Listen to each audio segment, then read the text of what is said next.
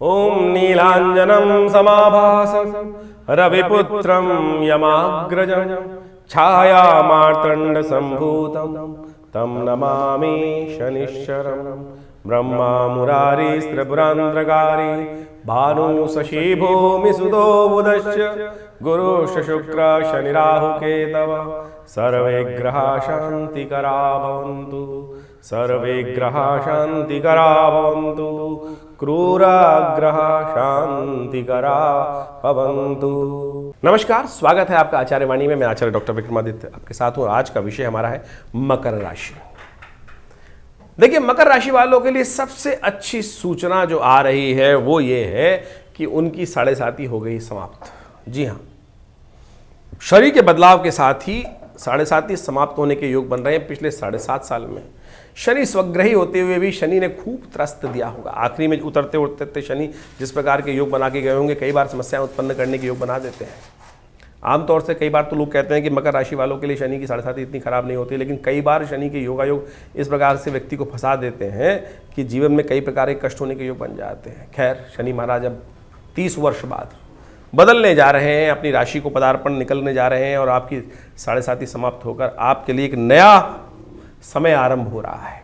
बहुत लंबा आपने 7.5 का समय, छोटा मोटा समय नहीं होता है जो आपने बिताया, लेकिन अब समझ लीजिए शनि की 7.5 तो खत्म हो गई, लेकिन उसका कोप, उसका भय अभी भी बाकी है, उसका त्रास। क्योंकि क्या होता है कि जब वक्त खराब होता है तो व्यक्ति गड्ढे में फंस जाए, गड्ढे में गिर जाए, तो क्या होता है उस गड्ढे से निकलने के लिए भी कितनी हिम्मत करनी पड़ती है। क्योंकि पहले हम बहुत ऊंचे होते हैं, बहुत बढ़िया स्थान पे चल रहे होते हैं, उससे जाके नीचे जाना, गिरना और फिर क्लाइंब कर धीरे धीरे उस गड्ढे से बाहर आने में जितनी मेहनत लगने वाली है वो वही 7.5 वाला प्रभाव उत्पन्न कर देती है। फ्रस्ट्रेशन हो जाती है। और कहाँ गए हैं शनि महाराज? शनि महाराज गए हैं आपके, विशेषतः आपकी राशि के दृष्टिकोण से, तृतीय भाव में। तृतीय भाव पराक्रम का भाव है, पराक्रम का भाव है। पराक्रम भाव में भाइयों का भाव है, पार्टनरों का भाव है। और ये भाव विशेष तौर पर जब आपके जहां गया है तो भाव में शनि गए, वहां बड़ी विचित्र स्थिति यह है कि वहां जो राशि पड़ी है वो है बृहस्पति की राशि, और बृहस्पति और शनि का संबंध बहुत अच्छा नहीं माना जाता। बृहस्पति जो है वो एक देवगुरु का स्थान प्राप्त है उनको। शनि जो है वो सूर्य पुत्र है। इसी कारण से शनि जो है आध्यात्मिक ग्रह होने के बावजूद भी वो थोड़े जिद्दी हैं, बड़े टाइट, अलग प्रकार के, सरल ग्रह नहीं है। दंडाधिकारी है, और दंडाधिकारी को तो सरल होना भी नहीं चाहिए। इन्फ्लुएंस हो जाए तो फिर काय का दंडाधिकारी है। दंडाधिकारी जज जो होता है वो तो वैसे ही बहुत कर्म के अनुसार से जो जीवन में व्यक्ति को दंड देने का अधिकार रखते हैं, तो ऐसे में वो सरल नहीं है। गुरु शनि की अपने पिता के साथ बहुत चिमनती नहीं थी। जब कहा जाता है कि एक बार कथा हम समझाएंगे, लेकिन छोटे रूप में इसको समझा देते हैं अभी, कि जब वो गए बृहस्पति के पास एक बार कि महाराज आपको हमको गुरु बनाना है, आपसे दीक्षा लेनी है आपके सानिध्य में रह के, तो बृहस्पति ने उनको मना कर दिया कि नहीं, आप सरल नहीं हैं, आप आध्यात्मिक जरूर हैं लेकिन सरल नहीं है, पिता के साथ आपकी बनती नहीं, तो हम आपको दीक्षा नहीं दे सकते। उस दिन से शनि और बृहस्पति की आपस में बहुत अच्छी नहीं है। जब भी बृहस्पति की, शनि की दशा में बृहस्पति या बृहस्पति की दिशा में शनि का योग आता है, शनि बृहस्पति की दशा जाते हैं, कम से कम बृहस्पति तो नहीं खराब करते, लेकिन शनि उस भाव का अच्छा नहीं करते। तो आपको इस बात का समझना है कि शनि का जो ये स्थान है, जिस राशि में जा रहे हैं, तृतीय भाव में पराक्रम, वहाँ बृहस्पति की राशि पड़ी है, तो बहुत जल्दी आप परिश्रम करने से भगाने वाले हैं शनि आपको। जी हाँ, शनि जो है वो परिश्रम करने से आपको भगाने वाले हैं, और यही आपकी समस्या का कारण है। और यही विशेष तौर पर, क्योंकि कर्म सही से करोगे नहीं, सही दिशा में करोगे नहीं, मन लगेगा नहीं और उसी पुरानी बात में रहोगे। कई बार क्या होता है कि दूध का जला जो है छाछ भी फूक फूक के पीता है, ये कहावत याद होगी। तो यही परेशानी की आशंका है, और यही परेशानी को जीवन में आर्थिक कष्ट को बढ़ाने का योग बना रही है। तो ध्यान रखते हुए कार्य करने के लिए समय बिल्कुल श्रेष्ठ है, समय बिल्कुल श्रेष्ठ है, मोटर बिल्कुल, गाड़ी बिल्कुल ठीक है, परफेक्ट है। लेकिन आप यदि समय का सदुपयोग नहीं करोगे, सही समय पर सही काम नहीं करोगे, ये काम जो स्थान जो है पुरुषार्थ का स्थान है, मेहनत का स्थान है, साहस का स्थान है, ये स्थान नौकरों का है, ये स्थान आपके निकट काम करने वाले लोगों का है। यदि उन पर सही से आपकी सपोर्ट नहीं होगी तो क्या होता है कि मैंने जैसे कहा कि दूध का जला छाछ भी फूक फूक के पीता है, तो क्या है, अभी मन की आशंकाएं दूर नहीं हो रही हैं आपकी। वो ऑब्वियस है, वो तो ऑब्वियस है कि इतने जो समय से गया है व्यक्ति, परेशानी से कटा है, तो क्या होता है वो एकदम धीरे धीरे वो बटन ठीक भी नहीं होते। ऐसी इज़ नॉट लाइक कि आदमी एक मैकेनिकल मशीन तो नहीं है कि आपने आज उसको स्टार्ट कर दिया और फिर वो ठीक हो जाए। तो इसको ज्योतिष के अनुभव के द्वारा, विज्ञान के अनुभव के द्वारा आप समझ सकते हैं उस चीज़ के द्वारा कि समय बिल्कुल ठीक हो गया है, लेकिन हमें अपने मनोमस्तिष्क को ठीक करने का प्रयास करना है, तब हम बिल्कुल ठीक कर सकते हैं। तो इस चीज़ को ध्यान रखते हुए कार्य करें। दूसरा कारण और भी है कि बृहस्पति शनि की दृष्टि जो है वो बहुत बांटती है। कहा जाता है शास्त्र के दृष्टिकोण से कि शनि दृष्टि जहाँ भी पड़ेगी वो कहीं ना कहीं कष्ट देने के योग बनेगी। गणेश जी पे पड़ गई थी शनि की दृष्टि, गणेश जी की गर्दन तक नहीं बची। ये शास्त्र में कथाएं हैं, ऐसे ही नहीं कथाएं। कारण है कि शनि की दृष्टि ठीक नहीं, और शनि की दृष्टि आपकी राशि के दृष्टिकोण से देखूं इस वक्त बतने प्रयास करें। कहाँ पड़ रही है? बुद्धि पे पड़ रही है। तृतीय दृष्टि बुद्धि पर पड़ रही है, और बुद्धि पर पड़ती हुई दृष्टि क्या होगी? बुद्धि को जड़ बना देगी। समझना ही नहीं चाहोगे किसी से। ये आपके साथ समस्या होने वाली है। आप लोग, बहुत सारे लोग कह रहे हैं कि 7:30 खत्म हो गई, अब बिल्कुल उड़ने का टाइम है, और आपको समझ भी, हम जो लोग समझाने का प्रयास करेंगे आप में ये हो जाएगा नहीं हम ही कर रहे हैं, हम ठीक है, बिल्कुल चिंता ना करो, हम कर लेंगे, बिल्कुल ठीक ठाक। नहीं, सपोर्ट की आवश्यकता है। बुद्धि पर, संतान पर विशेष तौर पर दृष्टि पड़ रही है शनि की, और वहां वो खराब करेगा उस चीज को। भाग्य पर दृष्टि डाल रहा है, कर्म, वहां सप्तम जो नवम भाव है उस पर दृष्टि डाल रहा है शनि। भाग्य को आपको धर्म से दूर कर रहा है, और धर्म से दूर हुए तो भाग्य का सहारा नहीं मिलेगा। ध्यान रखना इस बात का। कई बार क्या होता है कि जैसे हमने पूरा समझाया आपको, कोशिश करें कि इतने लंबे समय तक आपके समय खराब गया, आपने बहुत पूजा की, पाठ की, सब कुछ किया, और कई बार वो सपोर्ट नहीं हो पाती, सही दिशा में पूजा हो ही नहीं पाई होगी। अब क्या हुआ? किसी ने आपको बोल दिया भाई ये कर लो, आप गए और ड्यूटी की तरह कराए, हनुमान जी की पूजा भी कराए, हनुमान चालीसा का पाठ भी कर लिया। मैम नहीं करे, नहीं किया होगा। जिनको नहीं किया तो उनका तो छोड़ दो, लेकिन जिन्होंने श्रद्धा के साथ किया केवल, लेकिन मन में किसका भाव था? पूजा पाठ कैसे किया जाता है? जिसको सोचोगे, जैसा सोचोगे वैसा बन जाओगे। परमात्मा की आराधना करते वक्त उस आनंद कंद भगवान का ध्यान करना चाहिए, लेकिन ध्यान किसका होता है? परेशानी का ध्यान होता है। जब परेशानी का ध्यान करोगे, परेशानियों को बोगे तो परेशानी ही प्राप्त करोगे। उस आनंद का ध्यान करते हुए ही आनंद का बीज का अंकुरण होगा। तभी जब आनंद का ध्यान होगा, ध्यान तो उस परेशानी का था कि अरे भैया इस वक्त खराब चल रहा है, तो वक्त खराब चल रहा है तो वक्त का खराब का ही ध्यान था ना। तो इसलिए वो प्रभाव, ये नहीं कि पूजा खराब सही से नहीं हुई, जब वो पूजा का प्रभाव नेगेटिव ना, पूजा का प्रभाव नेगेटिव सही दिशा से नहीं हो पाती तब मिल नहीं पाती। नहीं तो तुलसी बाबा ने कहा ना, एक घड़ी आधी घड़ी आदि से बुनियाद तुलसी संगत साथ की हरे कोट अपराध। लेकिन वो विश्वास नहीं जागता है, सही दिशा प्राप्त नहीं होती है, तभी वो कष्ट होने के योग बनते। तो देख लो, शनि महाराज आपके नवम भाव भाग्य पर और अध्यात्म पर दृष्टि डाल रहा है। तो यदि उसका दरवाजा आपने बंद किया पुराने गलत अनुभवों के कारण से या किसी भी और कारण से, तब समस्या उत्पन्न हो सकती है। एक और दृष्टि पड़ रही है शनि की, एक दृष्टि पड़ रही है आपकी 12वें भाव पर। यह बेस्ट है। अब 12वें भाव पर दृष्टि डाल के शनि ने क्या खत्म कर दिया? आपका नुकसान नहीं होने देगा भाई, जुर्माना नहीं होने देगा। लेकिन अब कर्म, आप कदम ही नहीं बढ़ाओगे तो क्या होगा? तो कर्म बढ़ाओ, कर्म। इस समस्या का एक ही समय है कि आपको केवल समय का सदुपयोग करना है। एक ही निवारण, जी हाँ, एक ही निवारण है, समय का सदुपयोग। आलस्य उतारो, शनि को उतार के फेंक दो। शनि उतर गया तुमसे, इस बात का ध्यान रख लो। ये हम साफ साफ कह रहे हैं, शनि उतर चुका। ये अनुभव आपके साथ समस्या पता क्या होने वाली है? जब जीवन में कष्ट आता है, डॉक्टर के पास जाते हैं बीमारी के लिए, और डॉक्टर की बात मानते नहीं है। डॉक्टर कह रहा है कुछ नहीं है, फिर भी उसको विश्वास ही नहीं जाग रहा है। हमारे यहाँ पुराने एक डिस्पेंसरी बचपन में चलती थी बहुत। तो क्या होता था, एक माता जी डॉक्टर हमारे आज हॉस्पिटल में आई और उन्होंने को देखा गया, तो उन्होंने कहा अरे डॉक्टर साहब ने कुछ ना है। बोले डॉक्टर तो बेकार है। क्यों? बोले क्या हो गया? बोले तूने टैटू लगा के तो देखा नहीं, यानी वो स्टेथोस्कोप लगा के तो देखा नहीं। विश्वास ही नहीं जाग रहा है। यानी रोगी को कहा जा रहा है कि तू ठीक है, लेकिन नहीं जाग रहा है। तो आप समझो आप बिल्कुल ठीक हो गए हो, शनि उतर गया है। तो ये विश्वास आपको जगाने की आवश्यकता है। तो मकर राशि वालों, ये विश्वास जगाए, ये साहस यदि उठ गया। और शनि महाराज ने गलत क्या हो गया आपके साथ कि वो शनि बृहस्पति की राशि में शनि चला गया और वो उसको खराब कर रहा है, वो साहस को उठने नहीं दे रहा है। ऐसे में गुरु की आवश्यकता है, सही दिशा की आवश्यकता। और गुरु कौन है? जय जय जय हनुमान गुसाई, कृपा करहु गुरुदेव की नाही। तो हनुमान जी का सानिध्य लो ना, हनुमान जी का पाठ करना शुरू करो, देखिएगा वारे न्यारे हो जाएंगे, परिवर्तन का योग बन जाएगा, और इसके द्वारा आपके जीवन के कष्ट होने के दूर बन जाएंगे। ध्यान रखना, शनि को उतार दो। शनि को उतारने का मत समझो कैसा है, एक उपाय बता रहे हैं आपको श्रेष्ठ तौर पे, उसको नोट कर लीजिए, करना शुरू कर दीजिए। मकर राशि वालों, हम आपको एक विशेष उपाय बताने का प्रयास करें। देखिएगा, थोड़ी सी दाढ़ी रखने का प्रयास करो। थोड़ी सी मुंह पे दाढ़ी रखोगे ना, तो आपके लिए 2.5 साल बहुत अच्छा रहेगा। थोड़ी सी दाढ़ी मूछें यदि रहेंगे आपके मुख पर, जो लड़के हैं उनके लिए बहुत जरूरी उपाय है ये वाला विशेष तौर पर। पुरुषों के लिए विशेष उपाय बताने का हम प्रयास करें। स्त्रियों के लिए हनुमान चालीसा का पाठ, जो स्त्री इस राशि संबंध रखती हैं उनके लिए सबसे श्रेष्ठ रहेगा। हनुमान चालीसा का पाठ रखने का प्रयास करें, नित्यपति करें। हनुमान चालीसा का पाठ करेंगे तो आपके लिए बहुत अच्छा योग बनता दिखाई देगा। और ऐसे में विशेष तौर पर आपकी राशि के दृष्टिकोण से आपको भगवान शिव की नित्यपति आराधना करनी चाहिए। नर्मदेश्वर शिवलिंग, काले रंग का शिवलिंग, उसका ओम शन्नो देवी रविष्ट्रयापो भवन्तु पीतये शन्नो रविष्ट्रवन्तु नः, इस मंत्र का नित्य प्रति जप करते हुए उस पाठ को करने का प्रयास करें, रुद्राभिषेक करने का प्रयास करें। हमारा विश्वास है कि इसके द्वारा आपकी बहुत सारी समस्याओं को ठीक करने का रास्ता मिलेगा। देखिए, सबसे पहले हमें समझने की आवश्यकता यह है शनि और बृहस्पति का संबंध क्या है। शनि सूर्य पुत्र हैं और सूर्य देवताओं में सबसे श्रेष्ठ माने जाते हैं, साक्षात नारायण के अवतार माने जाते हैं। वहीं बृहस्पति जो हैं देवगुरु माने जाते हैं। कहा जाता है शास्त्र के दृष्टिकोण से अनेक कथाओं के माध्यम से इन संबंधों को समझने में, वैसे ज्योतिष के दृष्टिकोण से शनि और बृहस्पति का संबंध आपस में बहुत अच्छा नहीं। कारण क्या है? कारण ये है कि एक बार शनि महाराज जो बड़े कठोर हैं, वो हैं तो आध्यात्मिक, साक्षात देवता ही माने जाते हैं। बहुत सारे लोग इनको संज्ञा दे देते हैं कि राक्षस, अरे साक्षात देव हैं शनि महाराज, न्याय अधिकारी हैं, न्याय के अनुसार से कार्य करने वाले हैं, दंडाधिकारी हैं।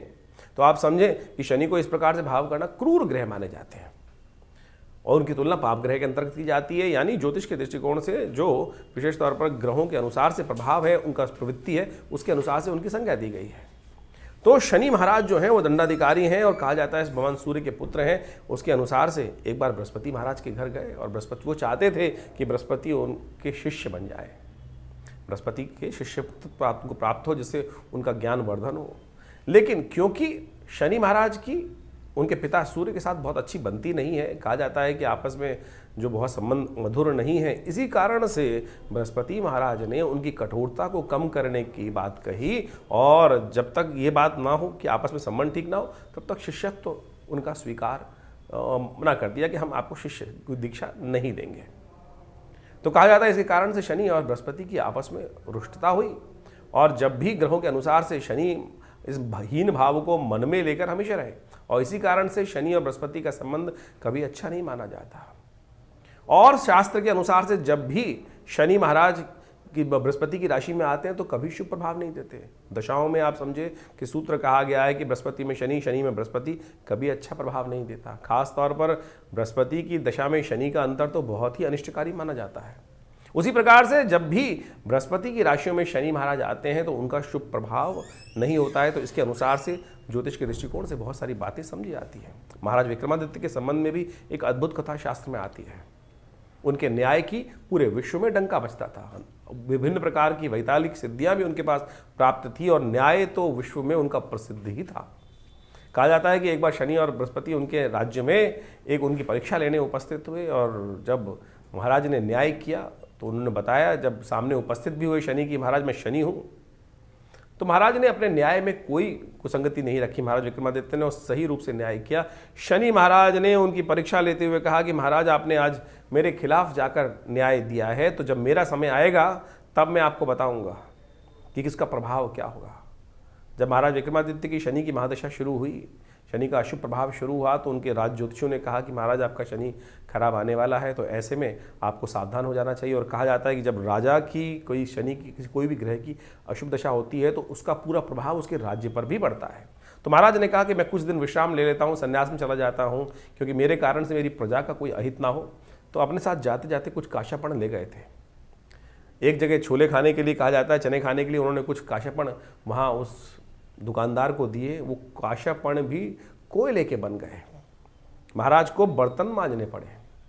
आप समझें ये स्थिति है कि जब शनि खराब आता है तो विशेष तौर पर किस प्रकार का जीवन में प्रभाव उत्पन्न होता है। तो हमें आप समझें कि हमें शनि के यथाउचित प्रभाव से आपके जीवन में जो शनि का प्रभाव समझते हुए कि आपकी राशि के अनुसार से किस प्रकार का प्रभाव रहा है, उसके अनुसार से उनके उपाय भी करने का प्रयास करना चाहिए।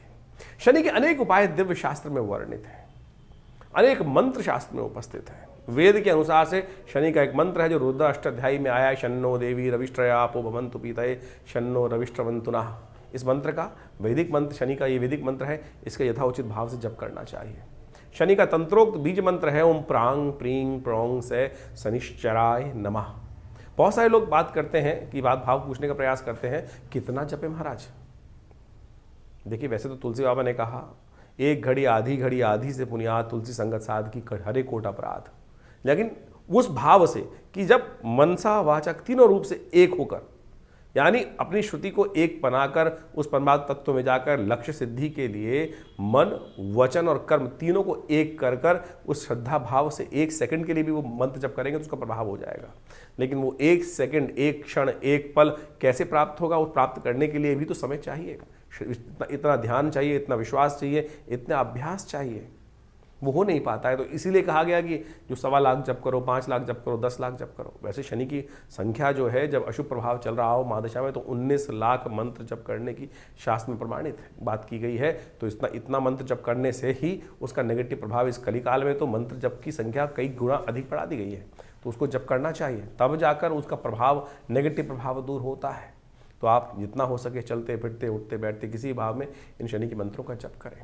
शनि को मनाने के विभिन्न उपाय शास्त्र में वर्णित हैं। वो सब उपाय हम आपके समक्ष रख रहे हैं, आपकी राशि के अनुसार से बता रहे हैं, लेकिन फिर भी शास्त्र में अनेक जो उपाय बताए गए हैं उनको भी हमें समझना चाहिए। उन उपायों के अनुसार से यदि कार्य करेंगे तो जीवन में बहुत सारे कष्टों को दूर कर सकते हैं। शनि को मनाने के लिए हमने अनेक शास्त्रों का अध्ययन किया, बहुत सारी चीज़ों को निकाल के प्रयास किया। में सबसे श्रेष्ठ है शनि स्तोत्र, हनुमान चालीसा, सुंदरकांड का पाठ, हनुमान जी को चूल्हा चढ़ाना, शनि के मंत्र का जप करना। दशरथ कृत शनि स्तोत्र तो अपने आप में अद्भुत ही है। वो दशरथ कृत शनि स्तोत्र किस प्रकार से पाठ किया जाता है उसको हम करके दिखा देते हैं आपको। कहा जाता है कि महाराज दशरथ जो हैं वो देवासुर संग्राम में जब जा रहे थे तो रास्ते में शनि के दर्शन हुए, और उस समय उन्होंने शनि के दर्शन का लाभ लेते हुए, क्या होता है आमतौर पर जब शनि महाराज कहीं रास्ते में किसी के पड़ते हैं तो कुछ रास्ते में क्या होता है, लोग रास्ता बदल देते हैं। लेकिन महाराज दशरथ ने उस वक्त महाराज शनि की प्रार्थना करी, और दशरथ कृत शनि स्तोत्र शास्त्र में वर्णित है। यदि उसका नित्य प्रति आप एक बार भी पाठ कर लेंगे, यह हमने अपने अनुभव से देखा कि यदि एक बार भी उसका पाठ कर लिया जाएगा तो कैसे भी शनि की महादशा का अशुभ प्रभाव हो वो जीवन से दूर हो जाता है। शनि स्तोत्र इस प्रकार से है।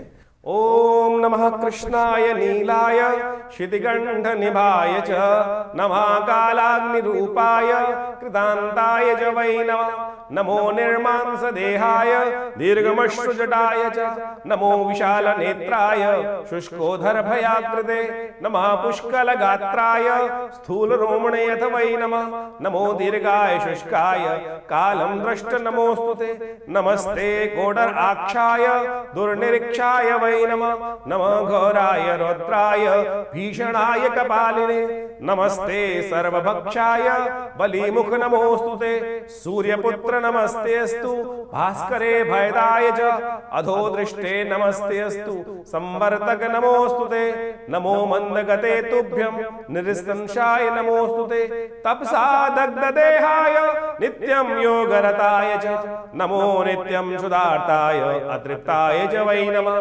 ज्ञानचक्षु नमस्तेस्तु कश्यपात्मजसूनवे, तुष्टो ददासि वैराज्यं हृष्टो हरसि तत्क्षणात्, देवासुर मनुष्याश्च सिद्धि विद्याधरोरगा, त्वया विलोकिता सर्वे नाशं यान्ति समूलतः, प्रसादा कुरु मे देव वराहोऽहम् उपागता, एवं अस्तु तदा सरिग्रह राजो महाबला। तो ये शनि स्तोत्र है। इसका नित्य प्रति यदि एक बार पाठ भी कर लें, श्रवण भी कर लें, तब भी शनि का कब दशा आई खराब, शनि का गोचर खराब हुआ, कब आपके जीवन में कौन सी शनि की महादशा इत्यादि जो भी आ रही है, गोचर इत्यादि, ढैया इत्यादि, उन सब का प्रभाव जो है, वो नेगेटिव प्रभाव जो है वो दूर हो जाता है। ये शनि का आशीर्वाद है स्वयं महाराज दशरथ को। तो आप इसको सुंदर रूप से नित्य प्रति एक बार कम से कम पाठ श्रवण कर लें या नित्य प्रति एक बार पाठ कर लें।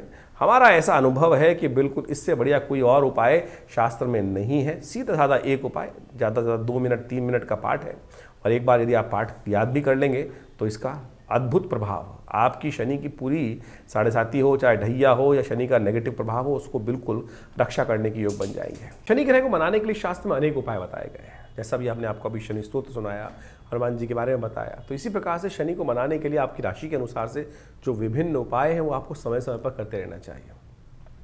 सबसे श्रेष्ठ उपाय आपको मैं एक बताएं कि आप ये काम कर सकते हैं। छोटे छोटे उपाय हैं। जब भी कोई भोजन करने बैठ रहे हैं उसका पहला हिस्सा लेकर कौवे के निमित्त डाल दीजिए बाहर, अपनी खिड़की से बाहर। ओम प्रांग प्रींग प्रोंग से शनिश्चराय नमः कौवे का ध्यान कर कर अपने ग्रास, खाने का पहला ग्रास निकाल कर कौवे को डाल दीजिए। यह नित्य प्रति अभ्यास करने से कोई नुकसान नहीं होता आपका, और आपके लिए कष्ट निवारण करने का सुंदर रास्ता बन जाएगा। हो सके तो शनि के बीज मंत्र, जैसे हमने आपको बताया था, हम प्रांग प्रींग प्रोंग से शनिश्चराय में इसका स्तव कर लीजिए। एक और प्रयोग हम बताते हैं आपको। हनुमान जी का विशेष तौर पर शनि के साथ संबंध रहता है, तो हमने एक बहुत अद्भुत दिव्य प्रयोग निकाला। हनुमान जी के बीज मंत्र को शनि के बीज मंत्र से संपुट युक्त करने के उपरांत यज्ञ करें, और उसका जब भी कर लें तो बहुत अच्छा रहेगा। जैसे ओम हंग हनुमतये नमः, ओम प्रांग प्रींग प्रोंग से शनिश्चराय नमः, ओम हंग हनुमतये नमः, ये एक हुआ। तो इसी प्रकार से यानी शनि के बीज मंत्र के आगे हनुमान जी का बीज मंत्र, उसके पीछे हनुमान जी का बीज मंत्र संपुट युक्त करने के उपरांत इसको प्रोसेस करने का प्रयास करें। यदि एक माला इसका कर लें तो हनुमान जी पर विशेष तौर पर शनि की कृपा है कि जब भी, क्योंकि हनुमान जी ने कई बार शनि की रक्षा करी, और रावण वाली कथा तो सबको पता ही है कि किस प्रकार से रावण की लंका दहन करने के बाद शनि जो वहाँ पर विशेष तौर पर रावण की लंका में जो उनको जेल में बंद कर रखा था और उसके बाद वहाँ मुक्त कराया। तो इस प्रकार से तो इसी जब शनि ने हनुमान जी को आशीर्वाद दिया, तो उसके बाद से कहा जाता है कि जब भी हनुमान जी के भक्त पर शनि कभी अपना दुष्प्रभाव नहीं दिखाते। दिल्ली के पास एक कोकिला वन क्षेत्र है, वहाँ पर एक विशेष मंदिर है। कहा जाता है कि विशेष तौर पर भगवान कृष्ण के समय पर शनि बड़े परेशान थे, दुखी थे, और भगवान कृष्ण के समक्ष जाकर उन्होंने अपना दारुण दुख उपस्थित किया कि मुझको कोई स्थान नहीं देता। तब भगवान कृष्ण ने अपने ब्रज क्षेत्र के अंदर कोकिला वन क्षेत्र में शनि को वहाँ स्थापित किया है। कहा जाता है कि शनि के वहाँ दर्शन कर कर, शनि की वहाँ पूजा कर कर, शनि के पर वहाँ तेल चढ़ाकर जो भी जीवन में शनि के कष्ट हो रहे हैं उनसे निवृत्ति का सुंदर मार्ग बन जाता है। तो शास्त्र में अनेक जगह इस प्रकार के सुंदर तीर्थस्थल हैं, उन सबको प्रमाणित शास्त्र में किया गया है, शास्त्र की कथाओं के अनुसार से। तो अनेक अनेक उपाय शास्त्र में वर्णित हैं, आप उन सब उपायों को करके बहुत सारे कष्टों को दूर कर सकते हैं। हनुमान चालीसा का पाठ तो नित्यपति चलते फिरते उठते बैठते करेंगे तो शनि के जो विशेष नेगेटिव प्रभाव है उनसे आपके जीवन के कष्ट दूर होने के योग बन जाएंगे। काली गाय को भोजन कराना, काली उड़द का दान करना, साबुत वाली काली उड़द है उसका दान करना, एक कटोरी लेकर दान कर दीजिए। तेल का दान करना छाया पात्र में। और एक बात और ध्यान रखें, दान किसको किया जाए। बहुत सारे लोग दान करने के लिए विशेष तौर पर कहा जाता है कि एक विशेष वर्ण व्यवस्था के अनुसार से एक जो जाति उनके वही दान लेने के अधिकारी हैं। शनि का दान वैसे आमतौर पर लोग लेते नहीं हैं। पुराने ज़माने में केवल एक ही वर्ग था, वो विशेष तौर पर उसी के लिए कहा जाता है कि शनि का दान लेने के लिए वही लेते थे, क्योंकि शनि का दान लेने के बाद पचाएगा कौन। लेकिन आमतौर पर आप कोशिश ये करें कि कहीं भी जहाँ भी आपकी श्रद्धा हो, जो श्रद्धा से ले लें। अश्रद्धा के साथ यदि कोई दान ले रहा है आपका, तो उस दान का कोई फायदा नहीं है, वो दान प्रमाणिक हो ही नहीं सकता। तो इसलिए दान के लिए सबसे बड़ी समस्या है कि दान किसको दें। अरे दान का सबसे बढ़िया अधिकारी तो परमात्मा ही है। परमात्मा को ही वो उनका तेरा तुझको अर्पण क्या लागे मेरा। तो यज्ञ आप जो करते हैं ना, यज्ञ में तिल की आहुति यदि शनि के लिए निमित्त दी जाए, ओम प्रांग प्रींग प्रोंग से शनिश्चराय स्वाहा इस मंत्र का उच्चारण करते हुए, तो कहा जाता है कि शनि के तमाम, क्योंकि भगवान को जो आहुति देते हैं वो देवता को ही प्राप्त होती है और अग्नि के माध्यम से वो देवता तक पहुंच जाती है। आप सामने वाला व्यक्ति दान दे रहे हैं, अब समस्या क्या होती है, हमने किसी को दान दिया, कुछ पैसे दान दे दिए और उसने उससे कुछ व्यभिचार कर्म कर दिया, गलत व्यभिचार काम कर दिया, कुछ और नशा कर लिया, तो फिर क्या होगा, दान देने वाले का भी लगेगा, कष्ट होगा कि मैंने दान दिया था और इसका गलत का उपयोग किया गया।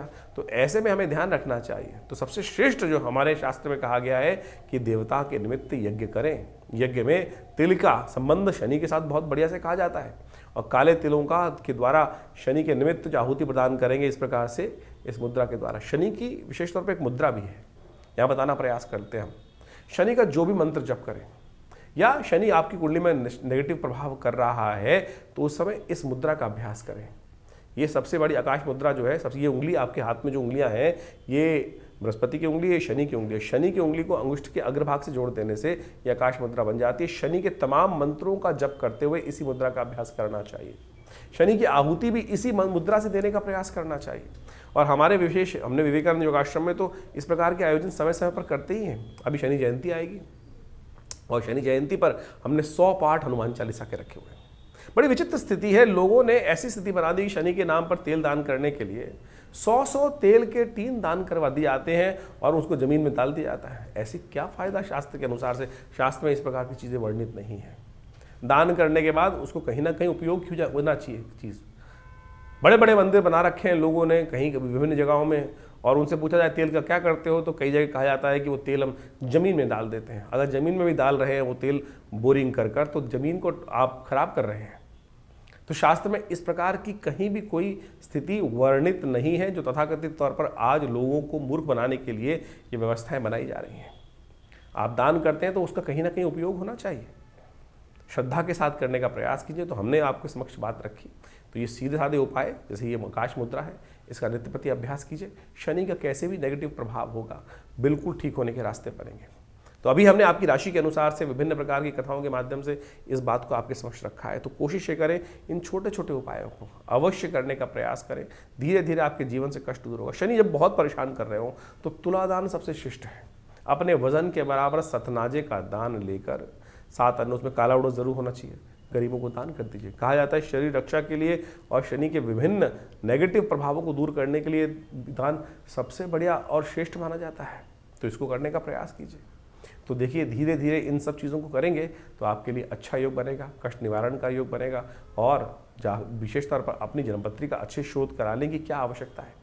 हर राशि के अनुसार से, हर जीवन के अनुसार से आपकी जन्मपत्री में क्या मुख्य कारण बना हुआ है, किसके कारण से जीवन की समस्याएं आ रही हैं। आप जो वस्त्र धारण करते हैं उसका भी प्रभाव है।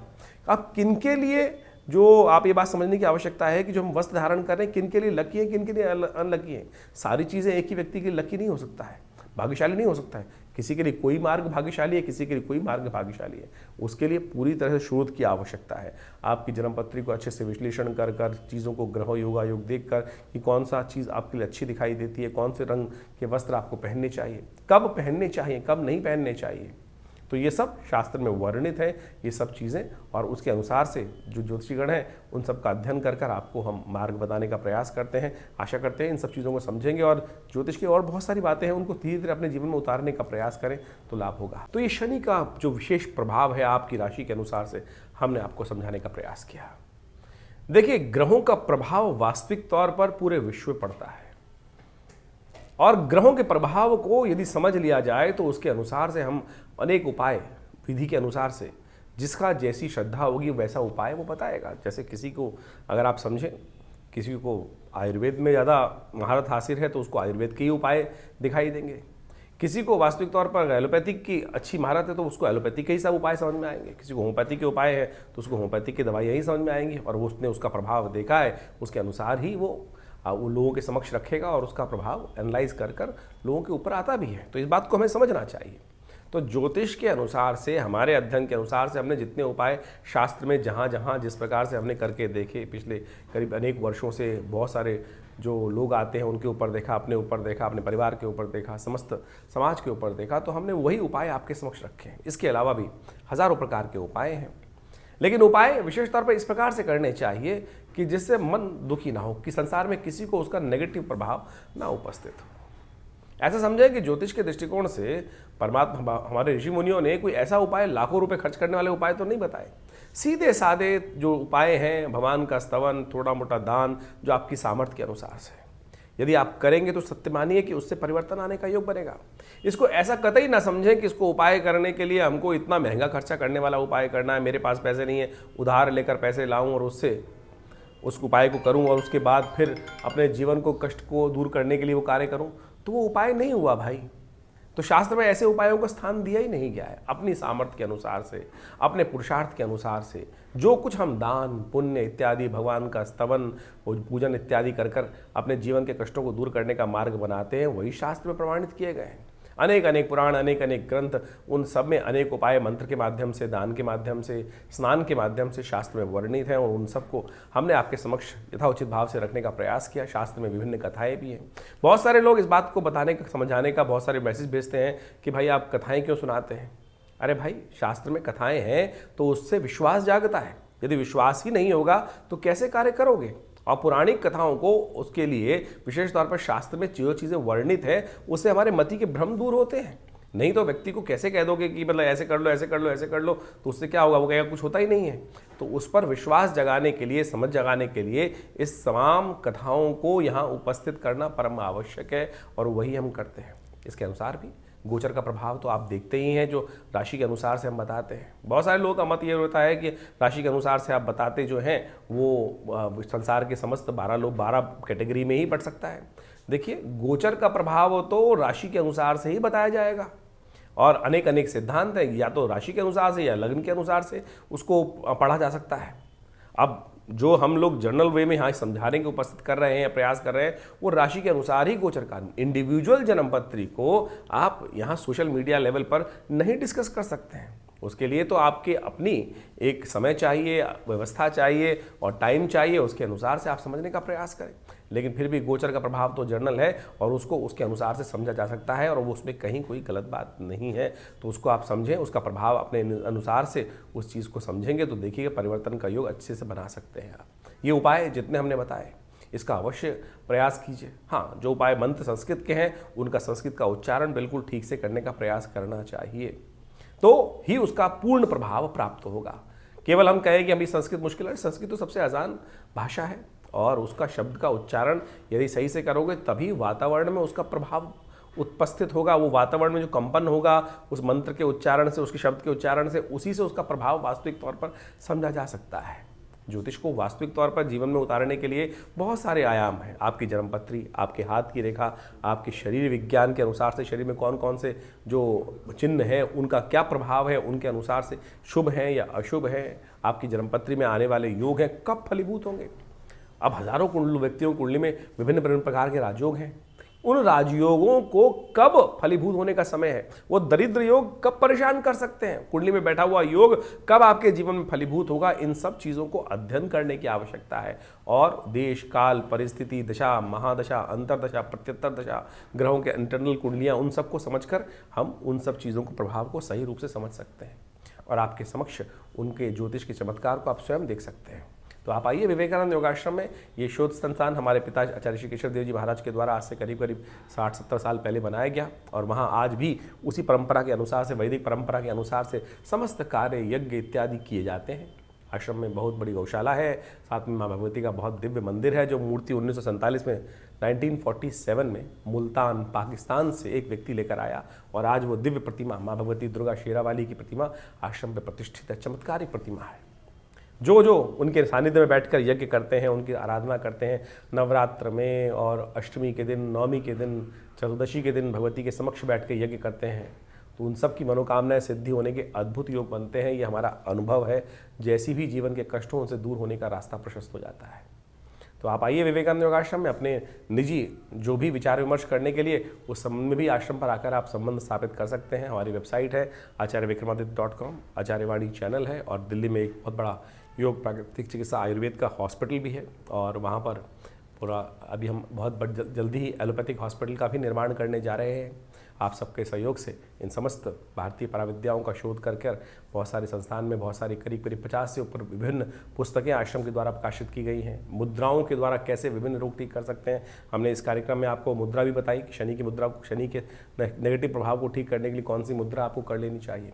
तो इस प्रकार के तमाम जो भी कार्य हैं आश्रम के द्वारा किए जा रहे हैं, बहुत सारे संस्थान कार्य किए जा रहे हैं। आप भी हर रविवार को यज्ञ में आ सकते हैं। सुबह 8 बजे से लेकर 10 बजे तक ये यज्ञ का कार्यक्रम होता है, भंडारा होता है।